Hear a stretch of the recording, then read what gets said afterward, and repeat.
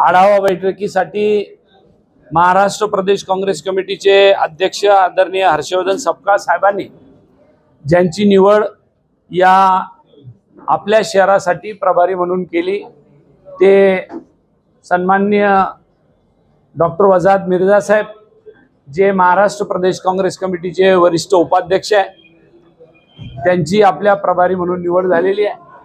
त्याचबरोबर प्रत्येक विधानसभा क्षेत्रनिहाय एक एक प्रभारी प्रदेश काँग्रेस कमिटीकडून देण्यात आलेला आहे। यांच्यासोबत ते सहप्रभारी म्हणून काम करणार आहे, परंतु त्यांना विधानसभा क्षेत्रनिहाय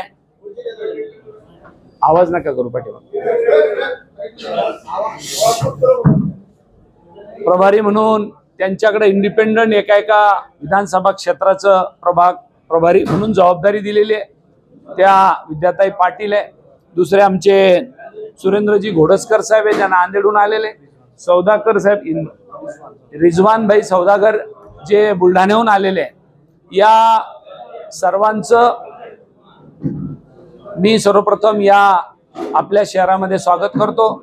आज आमच्या इसुबाईच्या अध्यक्षतेखाली जे जिल्हा काँग्रेस कमिटीचे शहराचे अध्यक्ष आहे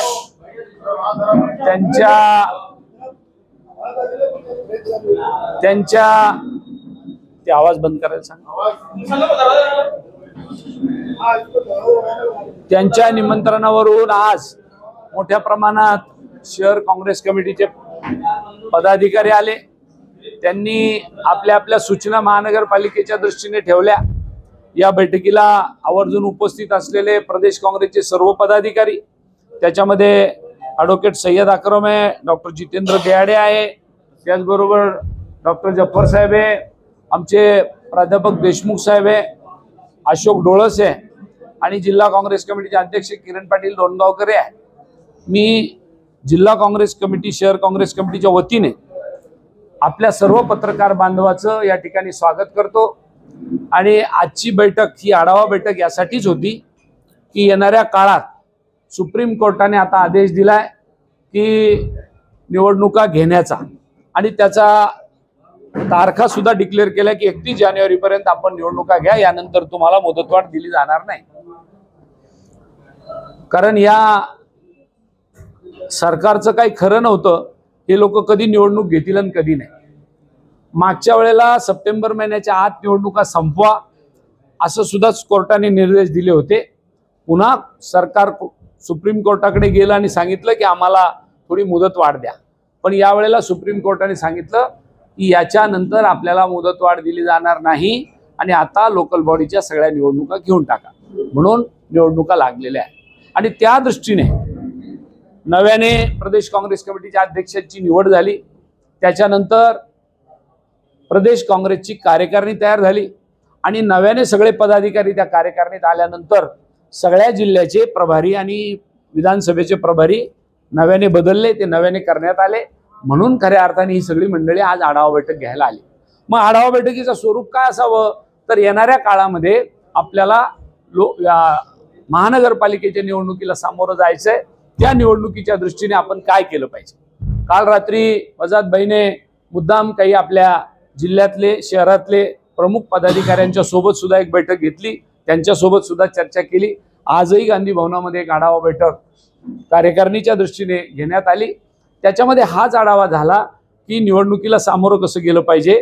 काही वार्डातल्या लोकांच्या सूचना आल्या, काही प्रभागातल्या लोकांच्या सूचना आल्या आणि काही विधानसभा क्षेत्राच्या प्रमुखांच्या सुद्धा सूचना आल्या। त्या सगळ्या सूचना आमच्या सर्व प्रभारीने या ठिकाणी लिहून घेतल्या, किंबहुना त्या सगळ्या सूचना याच्यावर काय अंमलबजावणी करायची, या इथून पुढच्या काळामध्ये संघटनेचे काही जबाबदार पदाधिकारी पुन्हा बसतील आणि याच्यावर पुढच्या काळामध्ये काय समित्या केल्या पाहिजे, कशा पद्धतीने पुढे गेलं पाहिजे, काय या शहराची गरज आहे, कोणत्या जनतेच्या जनभावनेवर आपण कोणते मुद्दे घेऊन निवडणुकीला सामोरं गेलं पाहिजे, या साधारणपणाने चर्चा आजच्या या आढावा बैठकीमध्ये झालेली आहे। लवकरच आम्ही त्या दृष्टीने लवकरात लवकर बैठका घेऊन आता वार्डाकडे जाऊ, एवढंच आपल्याला या बैठकीच्या निमित्ताने सांगतो। सरदार साहब ने जैसा बताया, माननीय हर्षवर्धन सपकाळ जी ने औरंगाबाद संभाजीनगर शहर के प्रभारी पर मेरी नियुक्ति की और मेरे साथ में ये 3 निरीक्षक दिए गए जो विधानसभा न्याय निरीक्षण करेंगे। आज हमने बहुत तफसील से चर्चा की और बहुत अच्छे सुझाव कुछ महानगर पालिका के चुनाव को लेकर आए हैं। कुछ हमारे कार्यकर्ताओं ने, नेताओं ने, यूसुफ भाई ने बहुत अच्छे सुझाव दिए हैं। अब ये सुझाव के ऊपर हम किस तरह से लाइन ऑफ एक्शन हमारी की जाए, किस तरह से कॉरपोरेशन के चुनाव में हमको यहाँ पर हमारा एक ही मकसद है कि कांग्रेस का झंडा यहाँ पर हमको लहराना है कॉरपोरेशन में। ये मकसद से हम लोग यहाँ पर सब आए हैं और उसको किस तरह से जो सजेशन सुझाव आए हैं इसको कैसा इम्प्लीमेंट किया जाए, इसके ऊपर हम प्रायोरिटी से काम करने वाले हैं। आप देखिए कॉरपोरेशन में स्मार्ट सिटी के नाम पे हो, पानी की बहुत बड़ी समस्या है जो और 10 दिन में एक बार पानी आता है। रोड वाइडनिंग के नाम पे लोगों के घर तोड़ दिए गए, रोड नाइट वाइडनिंग के नाम पे लोगों के कारोबार उद्ध्वस्त किए गए। जनता में बहुत रोष है और ये रोष को जनता की इस रोष के साथ हमारे लोगों ने आंदोलन भी किया है और यही सारे मुद्दों को लेके हम जनता के बीच जाएंगे और कॉरपोरेशन के चुनाव में लड़ेंगे। मैं ये आपको विश्वास दिलाना चाहता हूँ आपके माध्यम से जनता को कि कांग्रेस के सभी नेता आदरणीय खासदार साहब है और हमारी पूरी टीम जनता की समस्याओं के निवारण के लिए पूरी ताकत से लड़ेंगी। बस इतना ही यहाँ पर कहूँ। तफसील तौर पे माननीय खासदार साहब ने बताया है। आपके कुछ प्रश्न है तो हम लेंगे। देखिए अभी यहाँ पर यहाँ के लोगों से हमने चर्चा की है और अहवाल बनाया। हमने आघाड़ी के बारे में भी लोगों का खासदार साहब से चर्चा करके इसके बारे में जो भी निर्णय होगा ये हमारी हाईकमांड मुंबई में लेंगे और उनका भी ये कहना है कि स्थानिक लोगों को विश्वास में लेके हम उसके ऊपर निर्णय लेंगे। नवीन भाजपच्या विरोधात लढाईसाठी शिवसेना उभाटा जो गट आहे तो तुम्हाला पुरेसे नाही, उभाटामुळे तुमचं नुकसान होऊ शकतं, तुम्ही नवीन मित्राच्या शोधात आहात असंही एक अहवाल आहे। नाही, असं आहे की आमचा प्रयत्न सुरू आहे की भाजपला कोणत्याही प्रकारचे सत्तेत येऊ द्यायचं नाही कॉर्पोरेशनमध्ये, असा आमचा प्रयत्न आहे। आणि जे आमचे समविचारी पक्ष असतील, सेक्युलर पक्ष असतील त्यांच्यासोबत अलायन्स करण्यासाठी आम्ही स्थानिक नेत्यांची चर्चा करून मग हे निर्णय आमचे हायकमांड घेतील। कारण की पूर्वमध्ये ज्यावेळेस तुम्हाला उमेदवार सुद्धा मिळाले आणि उमेदवार बदलावे लागले आणि जे उमेदवार मिळाले त्यांची मताची आकडेवारी जर बघितली नाही ते आता जे झाला ते झाला। आता कॉर्पोरेशनच्या निवडणुकीवर आमचं लक्ष आहे आणि जे काही सेक्युलर पक्षांची युती करायची असेल ते आम्ही प्रयत्न करणार आहोत।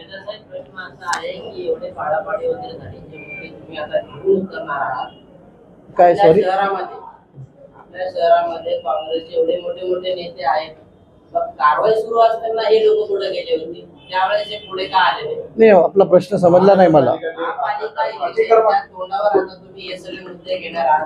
नाही, आमच्या लोकांनी आंदोलन केलेलं आहे, आमच्या जिल्हा काँग्रेस कमिटीच्या अध्यक्षाने आंदोलन केलेलं आहे। नाही, आंदोलन केलेलं आहे। जर मला प्रश्न विचारणार असाल तरी आणि नाहीतरी मी याला उत्तर दिलं पाहिजे। पाडापाडीच्या वेळेला मी रस्त्यावर होतो, मी जिथं जिथं पाडापाडी झाली तिथं तिथं गेलो आणि ज्या ज्या वेळेला पाडापाडी झाल्या पालकमंत्री, जिल्हाधिकारी, महापालिकेत आयुक्त सगळ्यांना जाऊन मिटिंगा घेऊन आढावा बैठका घेतल्या, बोललो, चर्चा केली आणि सांगितलं हे थांबवा। परंतु या सरकारचा अजेंडा होता गोरगरिबाची घरं पाडायचा। त्याला आपण सगळ्यांनी आपल्या साक्षीने त्या लोकांनी ते सगळं पाडलं। आपण सुद्धा रकान्याच्या रकाने त्याच्यामध्ये भरून काढले, पाहिले, वाचले, लिहिले।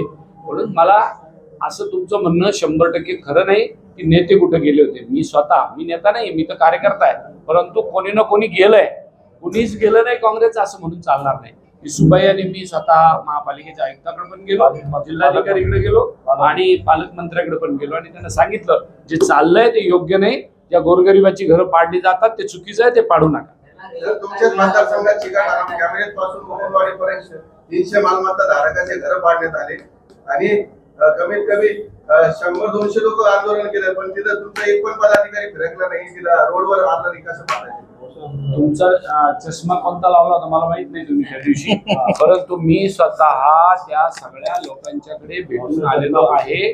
भाऊसाहेब जगताप, अशोक डोळस, तिथले प्रमुख सगळे पदाधिकारी घेऊन आम्ही सगळ्या ठिकाणी फिरलो। तुम्हीच माझा फोटो टाकून पेपरला बातम्या छापलेल्या आहेत। आता त्या बातम्याचे कात्रण देऊ इच्छित नाही मी आपल्याला। तुम्हाला वाटतं का या म्हणजे या महानगरपालिकेत काय महापौर वगैरे 100% वाटते।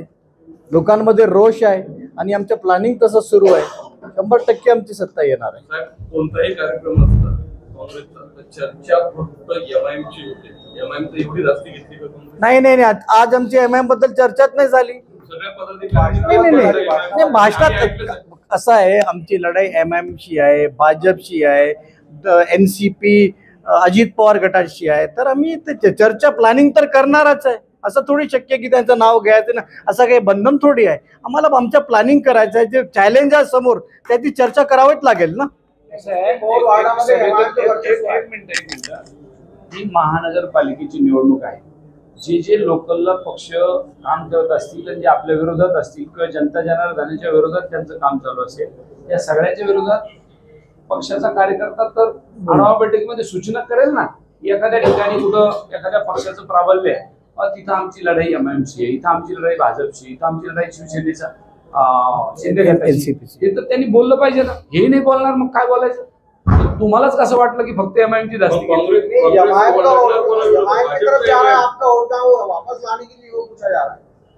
जे परमपूज्य डॉक्टर बाबासाहेब आंबेडकरांचे संविधान मानत नाही ते सगळे आमचे विरोधक आहेत. नंबर 1. आणि ज्यांनी या महानगरपालिकेमध्ये घोटाळे केले ते सगळे आमचे विरोधक नाही, जनतेचे विरोधक आहेत. त्यांनी या शहराला 15-20 दिवस पाणी कशाने त्यांची सत्ता होती, ते जनतेचे विरोधक आहे आणि आम्ही जनतेच्या सोबत आहोत. सर, आज प्रेस कॉन्फ्रेंस के माध्यम से मैं आपके सामने 2-3 प्रश्न ध्यान आकृष्ट करना चाहता हूँ. पहला सबसे सवाल ये है कि औरंगाबाद में MIM बड़ी क्यों? आप सेकुलर पार्टी बोलते हैं, सबको लेके चलते हैं. MIM को जो है तो मतलब पट्टाधारी विचारधारी पार्टी कहते हैं. ठीक है, सवाल ये है हजारों लोग मुसलमान जाते हैं तो क्यों? नंबर 1. दूसरा ये है कि आज मुसलमान वोट को लेकर, जन्म प्रमाण पत्र को लेकर इतने परेशान है कि आप से समाज संगठन कोर्ट में जा रहे हैं.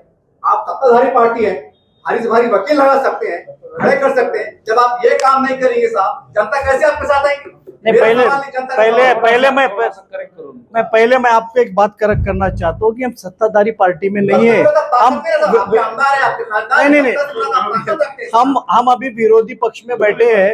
थोड़ा शायद पता नहीं आप 2014 के पहले की बात कर रहे हैं तो बात अलग है, लेकिन अभी उन्होंने सवाल भी खड़ा जो करे तो जब MIM में उभर के आ रही थी जब का करे. थोड़ा अभी मुझे लगता है ये सवाल आप 11 साल पहले करते तो ज्यादा अच्छा रहता था, ऐसा मुझे लगता है. नहीं, देखिए वक्फ बोर्ड का जो इशू है, वक्फ बोर्ड में अभी मैं जब वक्फ बोर्ड का चेयरमैन था तो बहुत सी समस्याएं थी और 260 जगह होना चाहिए तो और सिर्फ 36 लोग काम करते थे, यानी 10% से 12-13% लोग काम करते थे. लेकिन हमने उस पर लड़ के हमने 70 लोगों का उसमें नियुक्ति की. और अब वक्फ बोर्ड का काम देखिए, 1.5 साल से तो मैं अध्यक्ष नहीं हूँ, लेकिन जब तक मैं अध्यक्ष था हमने पूरी कोशिश की, उसमें सुधार है और वो रिजल्ट भी आपको देखे. और दूसरी बात जो कर रहे हैं आप MIM की, MIM का देखिए कैसा है. अभी कांग्रेस सेकुलर पार्टी है और सब समाज के सब घटक को लेने का काम कांग्रेस की विचारधारा में है. तो हम वो विचारधारा को लेके आगे चलेंगे और ऐसे फिरका पर जो भी पार्टी है इनके खिलाफ हम लड़ने के लिए पूरी तरह से तैयार हैं.